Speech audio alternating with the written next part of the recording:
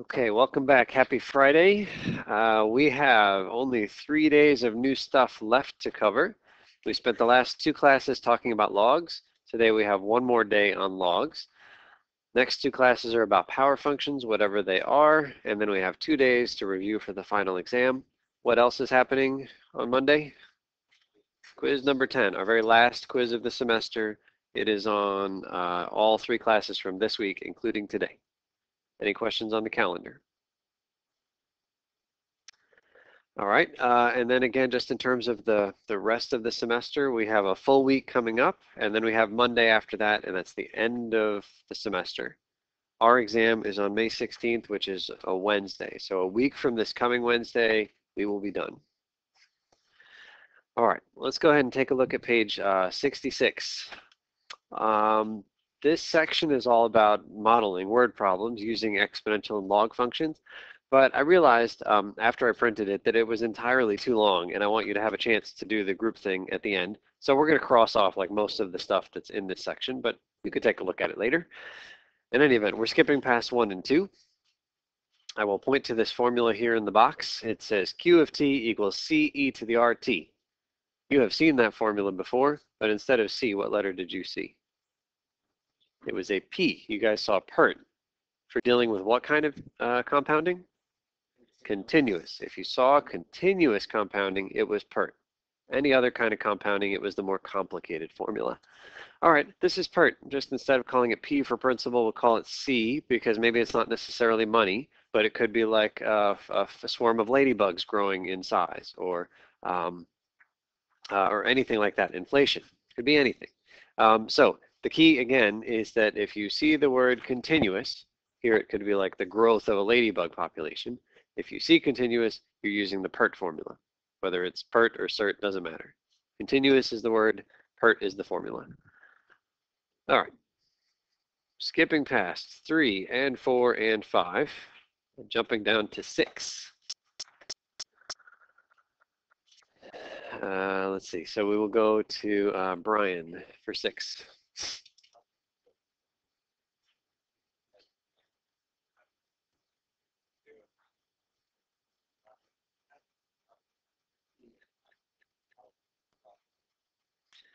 Okay, so here's a formula with lots of funny looking symbols in it. We're going to use this formula, but first let's think about stuff.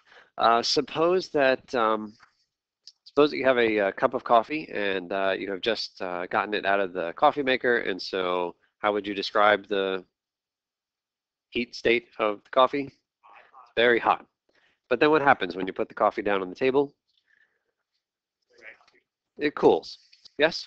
And if you don't drink from it, if you just let it sit there for hours and hours, will it like cool to freezing? Like will it eventually ice over? No. What will it cool to? Room temperature. Okay, so then I'm imagining this kind of graph.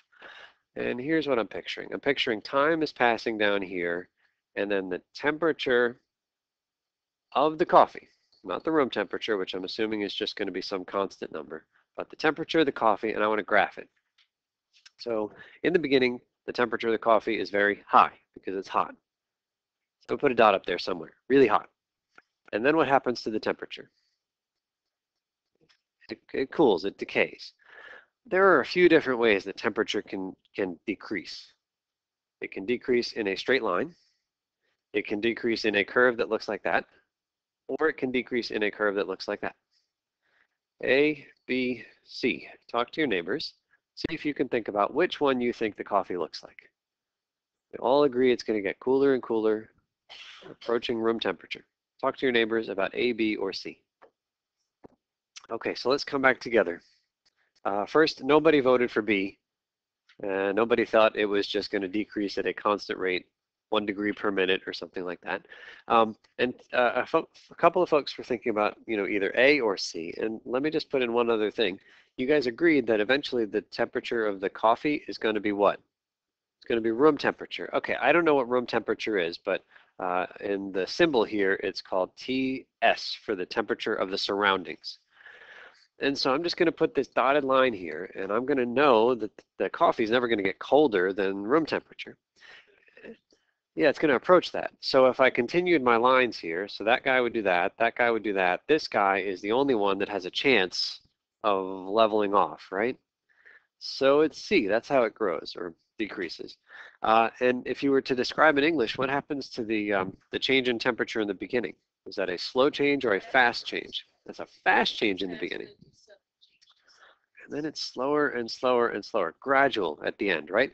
If room temperature here is 70 and your coffee is 200 degrees, your coffee is really upset that it is far from where it wants to be. It wants to be room temperature. If it is 200 degrees and room temperature is 70, the coffee is going to very dramatically try to get to room temperature. So it's going to change by a lot.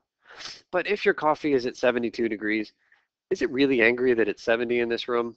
No, it's going to cool off a little bit. Mildly irked. It doesn't have far to go, so it's not going to spend a lot of energy trying to get there. And that's exactly what C looks like. Okay, so the formula that we're going to use is that one there, and let's see if we can use it on the very next page. I will go ahead and copy this formula here on the next page. So let's grab it.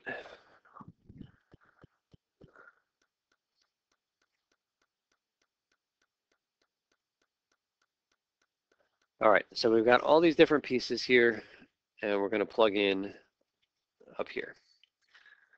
All right, so we're going to do a coffee example. You could just as well use this formula at a murder scene, and you take the temperature of this dead body, and then an hour later you take it again, and you can use this formula to find out when the body died. But let's go ahead and plug in with the coffee. So it says the coffee is 100 degrees. What letter is 100 degrees in this problem? Go back and look at the symbols that Brian read to us. Which one is the initial temperature? What is it? Capital T is the changing temperature. It's the function that represents the temperature of the coffee as it changes. But D0 is the temperature of the initial thing. So initially, coffee is 100 degrees Celsius. Does that mean anything to you in terms of, like, what is the coffee doing at 100 degrees Celsius? Like, we use Fahrenheit here, but 100 is perfectly, it's boiling. Right? That is the boiling point. What's the boiling point in Fahrenheit? 212. How many people in this room have memorized 212 is the boiling point? Me too. What's the freezing point? 32. How many memorized? The stupid number 32 is the freezing point. What's the freezing point in Celsius? 0. Would you rather memorize 0 and 100 or 32 and 212? But let's just keep using Fahrenheit because that's cool. All right, what's next? We have the room is 20 degrees Celsius. That's cold, right? It's like freezing in that room. Yeah? Do you have a sense of what 20 degrees is to us? What's freezing again in Celsius? 0. Is 20 below freezing? No. No. So what is it equal to? Well, we have a formula. We don't need this for this problem, but the formula is to find the temperature Fahrenheit. What do we do here? 9/5 C minus 32. Is that right? Plus 32. 9/5 C. Must be plus. 9/5 C plus 32. Okay, so we go 9/5 of the C, 20, and plus 32. Okay, the room is 68 degrees. Freezing? No, 68 is probably not far from what it is in here. Okay, so it's 100, but we're going to do Celsius, so that's 100. The 20 degrees, what is it? What symbol? It's TS, the surrounding temperatures. This is 20 plus. Then I have an E. Then I have a negative K. Then I have a T. I'm just copying everything else. So we replace two symbols. Temperature of the coffee, temperature of the room, that's all. Then we have more information. It says the coffee cools to 60 degrees Celsius after an hour. It's just been sitting there for an hour, and it has cooled down from 100 to 60. Sarah.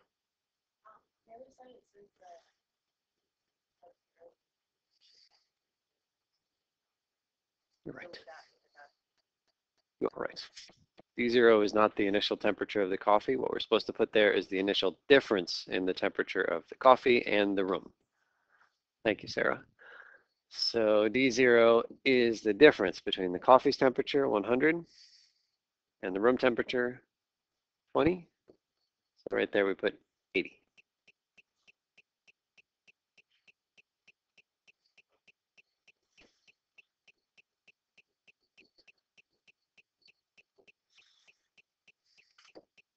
Okay, so that's the right formula now. And then we use the second part of the sentence. Coffee cools to 60 degrees after an hour. This is a single moment in time where you know the temperature. How do you know it? Stick a thermometer in there and you measure it. We're just going to plug in. Which one of all these symbols is 1 hour? Is the lowercase t. That's what t is time. Little t is time. So this becomes 20 plus 80 e to the negative. I still don't know k, but t is 1 at that moment in time. But the left-hand side represents the temperature at any moment in time. It changes. It's cooling off the whole time. But what is the temperature 1 hour in? It's 60. That's our equation. Everybody see where the pieces went? What can we use that equation to find? You can find K. That's the only really challenging thing here. You can just measure the coffee's temperature at a couple of moments. That's easy. But finding K, that's the hard part. So let's find K. First thing to do is acknowledge where is the variable. It's in the exponent. What are we going to use? Logs. Are we going to use them now? No. Isolate that exponential part first. I'm going to circle. That's the goal. Get that thing standing by itself. Do we move the 20 or the 80 first? Let's subtract the 20. So subtract 20 and that becomes a 40 equals.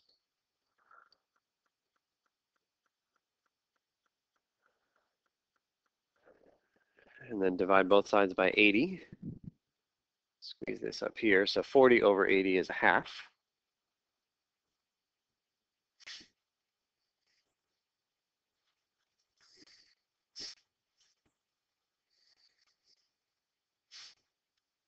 And now we're ready to take logs. So we'll put log in front of both sides. Do you want to use log or ln? ln is the choice because e is the base. So we're doing log of both sides. Log of a half equals log, ln of a half equals ln of e to the negative k.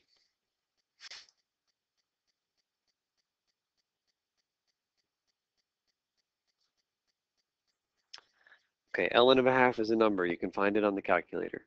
ln of e to the negative k. I want us to know the thing that Tyler shared with us the other day. When you see ln and e, what happens? They cross out.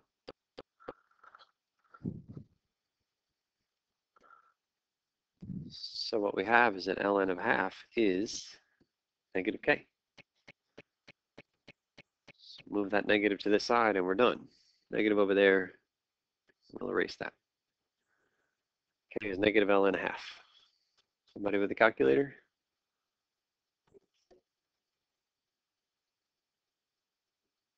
Okay, that's the value of k, 0.693.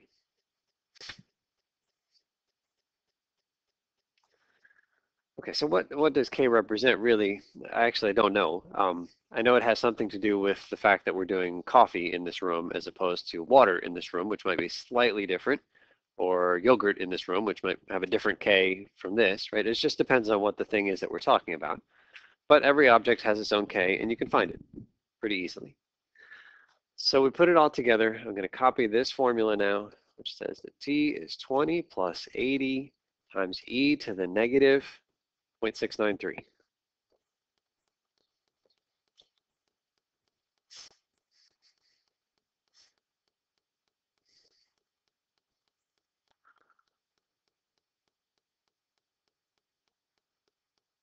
And that's all we need to do. I mean, you have the formula that tells you whatever you want to know. If you want to know what the temperature is going to be in 5 hours, we replace little t with 5 hours. Just plug it in. If you want to know how long it's going to take, so maybe it's uncomfortable to drink coffee that's more than, say, 40 degrees. I don't know. But like at some point it's uncomfortable, right? It's too hot. So maybe that magic number is 40 degrees. Well, where would you put 40 degrees?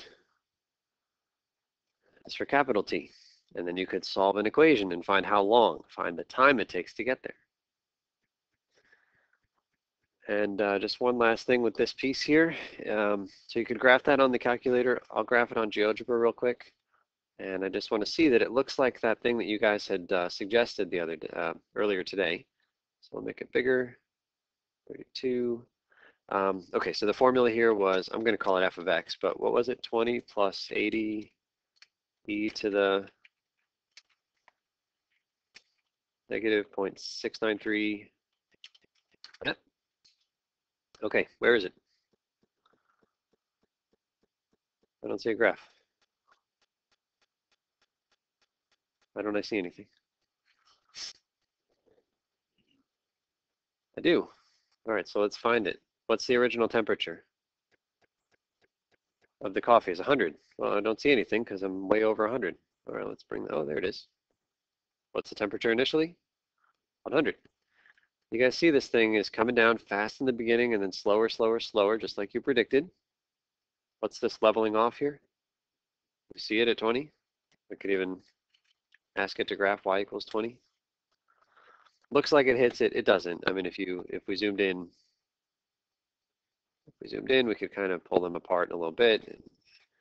And I'm dragging and it still looks like they hit, but if you keep zooming in, you'll see that they don't ever hit. It gets really, really close, but never quite there.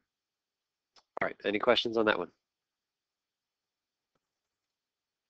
Okay.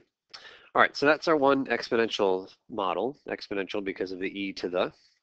Now we're going to talk about some log models. We'll go to 7 for Katrina.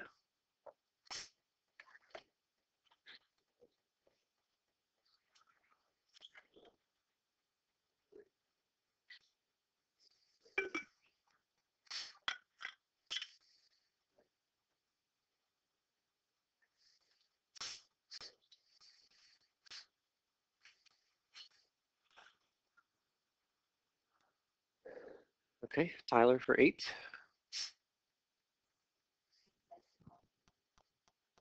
Yes.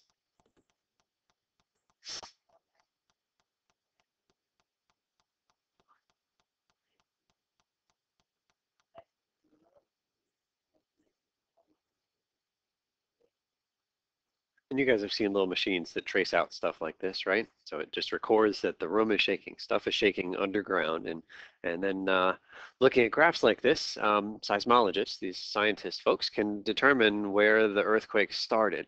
There's an earthquake word for the place it started.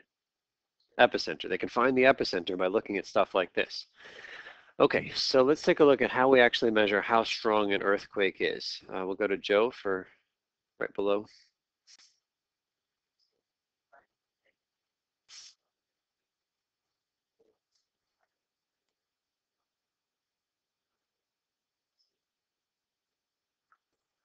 Okay, so you guys have seen, or you've heard, like oh, this was a 6.2 on the Richter scale, and that was an 8.1 on the Richter scale.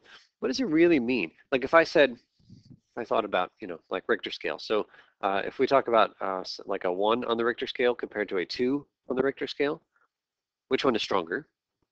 The 2. Is it twice as strong? Because it's double the 1. The answer is no. Do you know how much stronger it is? It's 10 times as strong.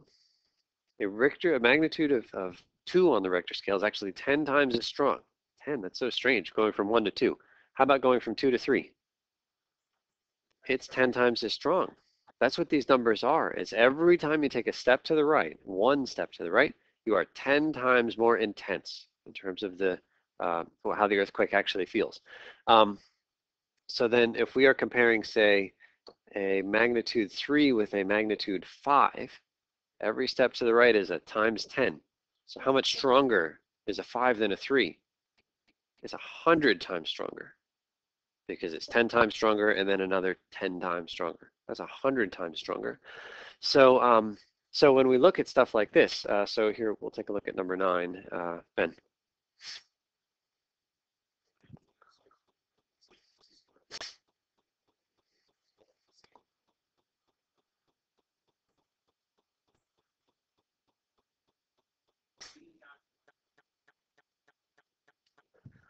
Okay, so let's see if we can get our hands on these. First, I've got a number which I'm going to call roughly 8. and another number which is roughly 5. If it's 5 and it's 8, talk to your neighbors about how many times more intense the 8 is than the 5.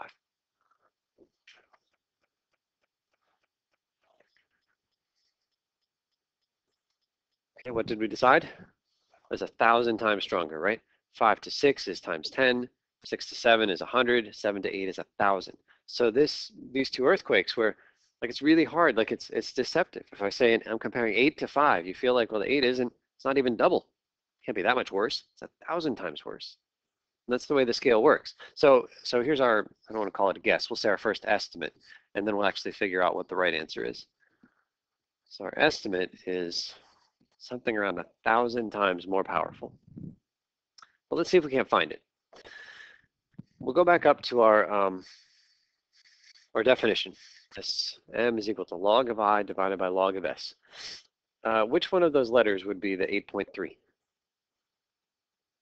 Is this the M, actually? The magnitude is the number that you hear on the radio and in the news. So for the main earthquake, it was 8.3 is equal to the log of the intensity of that particular earthquake divided by S. Okay, and what if I did the same kind of thing for the other equation? What would it be? 4.9 equals log of I over S. But let's get our hands on these letters a little bit more.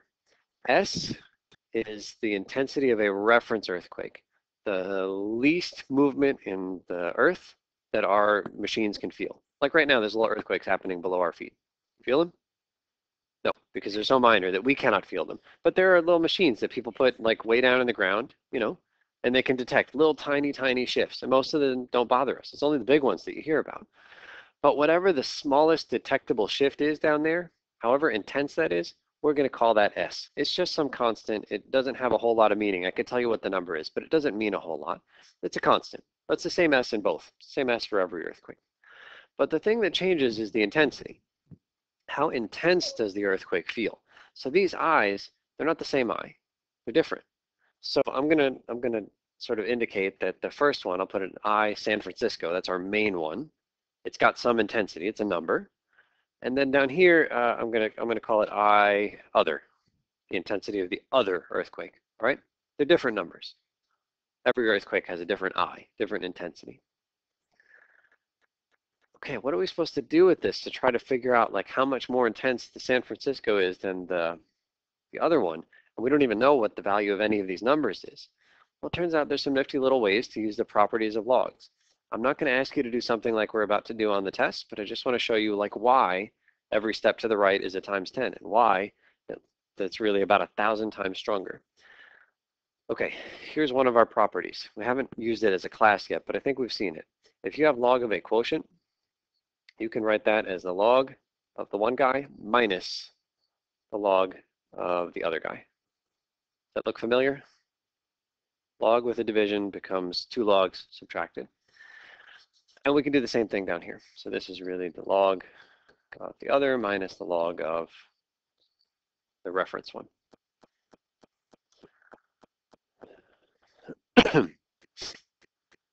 Okay, and then what we're going to do is we're going to go ahead and subtract these two equations. And the only motivation I have for subtracting these two equations is what cancels if I do. The log S, because it's the same S in both. So at least we can subtract and get rid of those two things. So if I subtract those equations, let's see, 8.3 minus 4.9, that's 3.4 equals, and then I'm going to copy. So I have log of the San Francisco one minus log of the other one.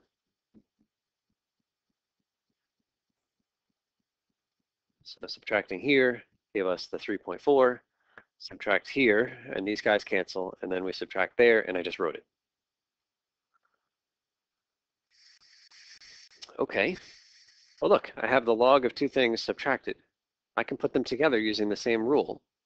What does it become if I make it one log? Yeah.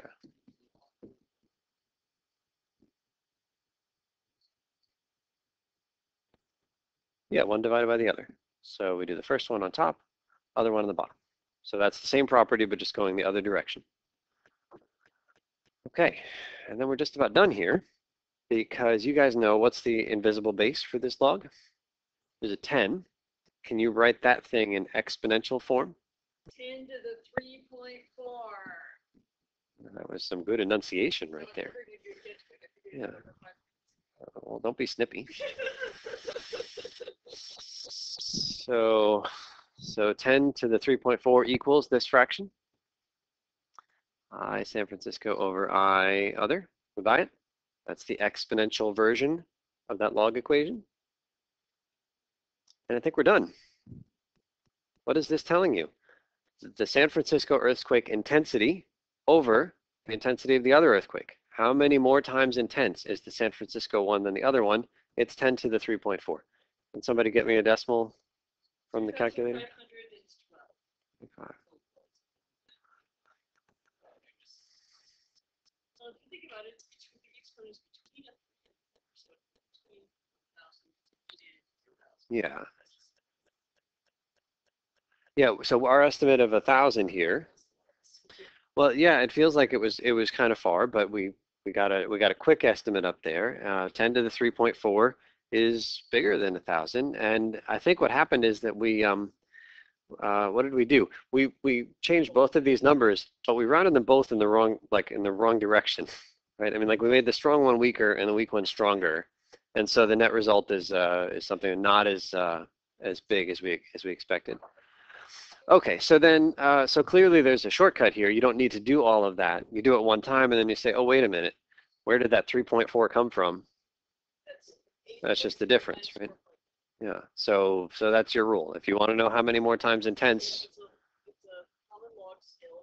Yeah. Right. So if you want to know how many more times intense one is, you just subtract the magnitudes and then 10 to the. Okay, we have had some earthquakes, some very significant earthquakes, a lot more recently than this 1906 one. So what's the one that we're thinking of? What earthquake happened fairly recently that was quite intense? And yeah, that one was. Okay, so let's look up magnitude Japan earthquake. Okay, the magnitude of the Japan earthquake was looks like 9.0. Do you guys remember? All right, so the magnitude of the Japan earthquake is a 9.0. Do you guys remember? Maybe it was in 2004. There was a over in Sumatra. There was a tsunami, and the tsunami happened because of an earthquake. I think someplace off the coast of India. So what I'd like to do is type in that same thing, but for well, let's say if I do Sumatra. There we go. 8.7. Can you guys tell me how much more intense was the Japan at a 9.0 to the Sumatra earthquake with an 8.7? You don't need to do the whole formula. Don't need to do the whole formula, but just write down the little shortcut. We're comparing a 9 in Japan to an 8.7 in Sumatra. And then type on your calculator. What is it? 10 to the 0.3, which is around how much? So about 2. Which is surprising. If I hear a 9 compared to an 8.7, I feel like they're almost the same. But really the one in Japan was twice as intense, literally twice as intense as the one in Sumatra. So I'll make this a little bit bigger. This is a list of not the most powerful, where to go? Not the most powerful earthquakes by magnitude, but the most expensive in terms of property damage. So what tops the list? Japan. Okay, that 9.0 is a like horrifyingly large magnitude. But why was it so expensive? All right, and yeah, like it did all kinds of damage in a place where there's tons of people and buildings and things to damage. If this happened in the middle of nowhere, you'd have heard about it, but it wouldn't be on this list. Whereas the 1995 Great Hampshire earthquake, though much weaker, caused almost as much damage as presumably because the epicenter was right directly. And it's, again, in Japan, a very highly populated place, a very densely populated place. That's it. Okay, you can see the one that we talked about here, the San Francisco one. It was way back in 1906, 7.8-ish, and about $9.5 billion. That's in today's money. It was 400 million back 100 years ago. Okay, So that's that. We're going to skip past this chemistry example, but pH, if you've studied chemistry at all, maybe you've seen the pH scale. It is a logarithmic scale. And we'll go to the next page. And we'll talk a tiny bit about decibels.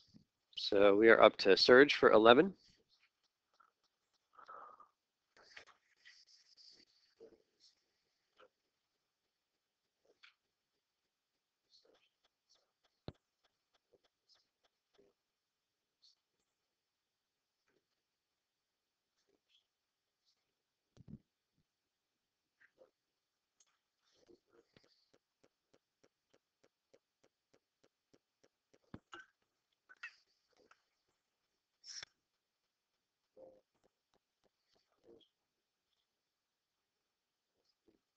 Okay, so the bell at the end of decibel is in honor of the telephone inventor. And the deci, what does that mean?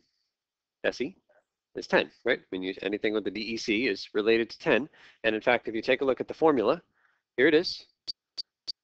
It looks quite similar to the magnitude earthquake formula. What's the only difference? 10. We decide we're going to multiply by 10. Hence, it's not the bell scale, it's the decibel scale. So you take your log. I is the intensity of the sound. I0 on the bottom. Well, it used to be the intensity of the weakest earth movement that we could detect. What do you think it is here? Yeah, it's the softest sound that we can perceive. Right, like a pin drop, but even softer, the quietest thing that we can find. We're just going to call it I0. Again, I0 is a number. You could look it up if you wanted to. Doesn't have a whole lot of meaning. Even the units for these things, watts per square meter. Like a watt, I don't even have a good visual for what a watt is, but I thought watt was power actually, but it's related to the sound. So I'm not even going to get into the units of the thing or what the numbers are, but it turns out that if you know how much stronger the intensity of a sound is than the intensity of the softest sound, then we can find the decibel reading really quickly. So let's try it. Suppose that the intensity of the sound that we're thinking about is 100 times the intensity of the softest sound, 100 times stronger than the softest thing that we can pick up. Let's use our formula. N equals 10 times log of, instead of I over I0, what number am I putting in there? 100. It tells me that I over I0 is 100.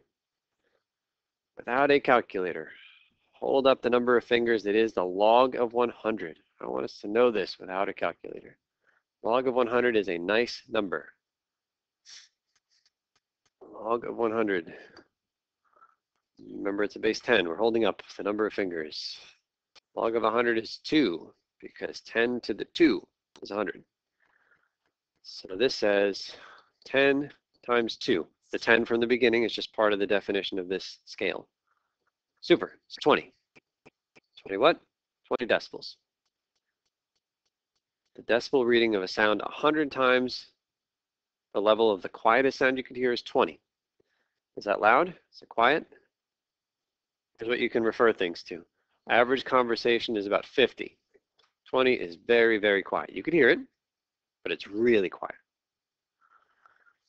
What if we make something even louder? Instead of 100 times as loud as the reference sound, 1,000 times as loud as the reference sound. Is this 20 decibels going to go up to 200, 5,000? Something that's 1,000 times stronger than that pin drop. Like 1,000 pins dropping. Well, let's figure it out. N equals 10 times log of what's going right there now? 1,000. Hold up the number of fingers. Log of 1,000 is a nice number. It's 3. So this is really 10 times 3. 30 decibels. More or less than conversation? Still quite a bit less. All right, what if we come down here and can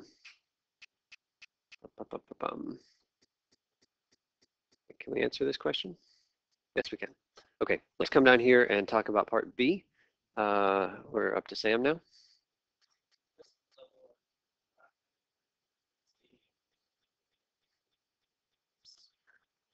Okay, let's give this a shot. Yeah, watts per meter squared. Okay, n equals, same formula, 10 times the log of. Okay, now we actually have to divide. We put the intensity of the sound divided by the reference intensity. What's the intensity of this sound? It's that number that Sam just read to us. It's that 10 to the negative 1. That's what goes up there. No idea what it even means. I mean, it's loud as a rock concert, but 10 to the minus 1 watts per square centimeter, that's what you are getting blasted with at the rock concert. But downstairs, we got to put this thing. I0 is a number. Doesn't have a whole lot of meaning to me, but apparently it's the intensity of the quietest thing we can hear. It's given. It's that. It's 10 to the negative 12. It's just what it is. It's a definition. It's always that number for any sound. The 10 to the negative 12 always goes on the bottom if you actually have to calculate this. Now we could type that in the calculator, but let's not. Let's practice. Equals 10 times log of. This thing in the parentheses is a nice power of 10. And you figure out what nice power of 10. You have 10 to the negative 1 over 10 to the negative 12. They work together. So do you add those powers? Do you multiply them? What do we do with those powers? We subtract those powers. So what I'm hoping you guys are connecting this to is something like x to the 5th over x to the 3rd. What is that really?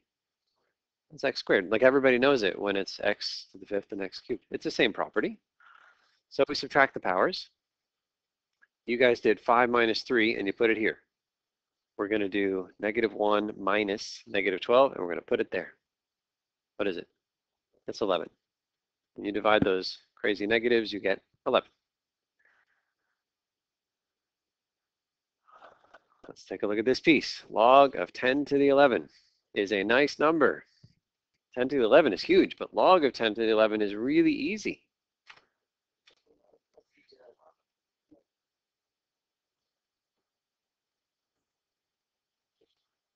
It's 11.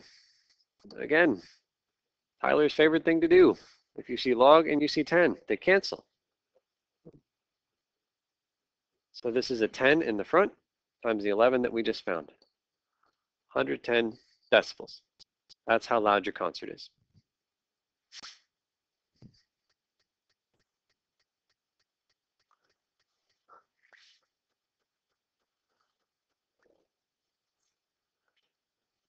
Okay, 110 is getting close to the level that causes ear pain, which is 130. 130 decibels is painful. And what I'd like to know is in part C. Hazen.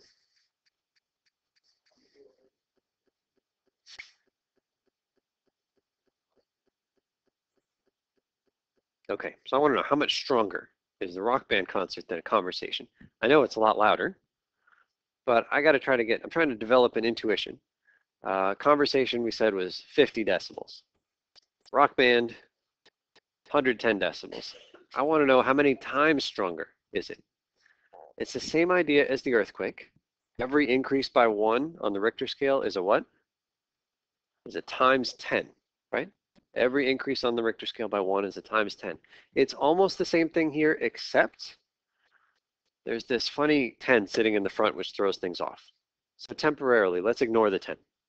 Let's get rid of the 10, which means 50 is no longer 50. What is it if you didn't multiply by the 10?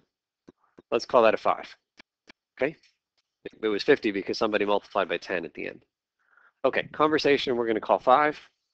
Down here, rock concert, we're not calling it 110. We're going to call this 11 because we just don't multiply by the 10. So then I'm comparing conversation at 5 to rock concert at 11, which is the same problem we had before where we compare an earthquake with a magnitude of 5 to an earthquake with a magnitude of 11. And you guys write down how many more times intense is the 11 than the 5.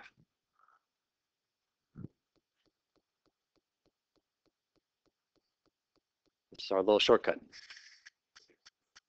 So there is a 6 involved because that's what you get when you subtract. 60. What do we do after we subtract? We had 4.3 before. Didn't we do 10 to the 4.3 earlier? Or 10 to the 3.4? That's what we did. It's 10 to the whatever you get when you subtract. 10 to the 6 is a million.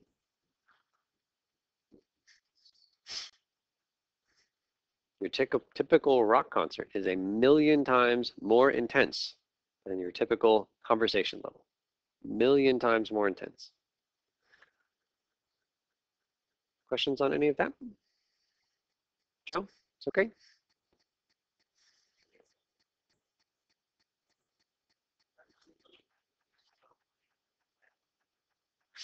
Because if we go back to the earthquake thing that we did, which is in here, we had an 8.3 and we had a 4.9. And we did a whole lot of log property stuff. And it turned out at the end of the game, you subtracted them to get 3.4, but it was a 10 to that number. And the earthquake scale, where's our formula for earthquakes? It's in the black, is the same as the scale for decibels. Just decibels has an extra times 10 in the front. We just put it there to make the numbers more friendly. That's all. So a million times more powerful, according to this. Okay, what I'd like you guys to do now is go to the bottom of this page. And I think if we work, and there's enough time, 26, 27 minutes left to do this stellar magnitude thing. So you guys will learn about the scale that we use to decide how bright stars are in the sky. So we're going to work through this. Some of these questions are really going to push you. So be ready to be pushed, work with each other, and I'll walk around.